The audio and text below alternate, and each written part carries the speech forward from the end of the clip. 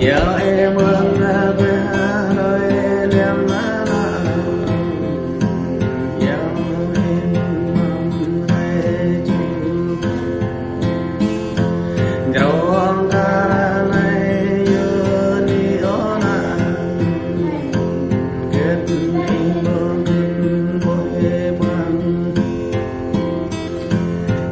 em ơn good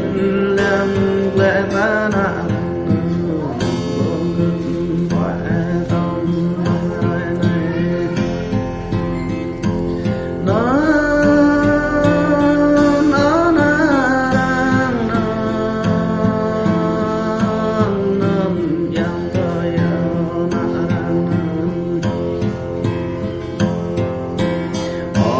yang tôi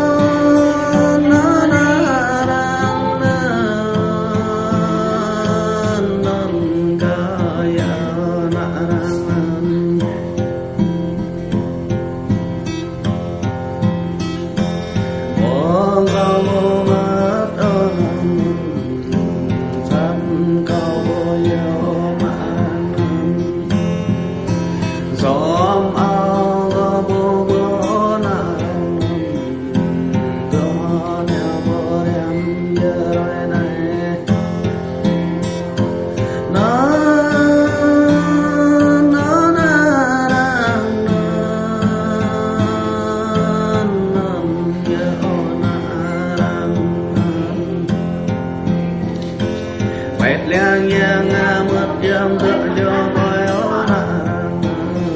yang bên yang rồi tự do lòng yang bên rồi tương tự vô mình nó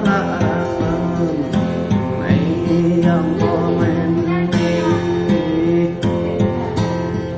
hoa lên rồi căn tâm ta nặng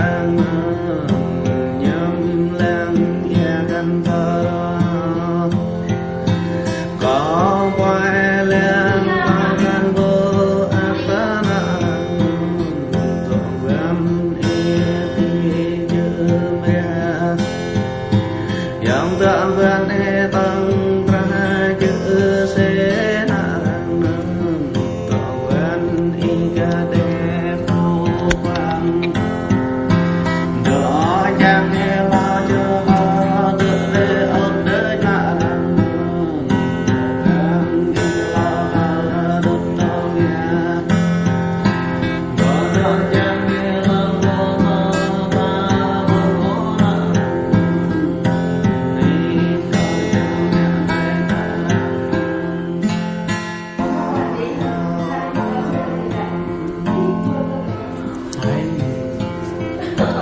giờ em ơn quê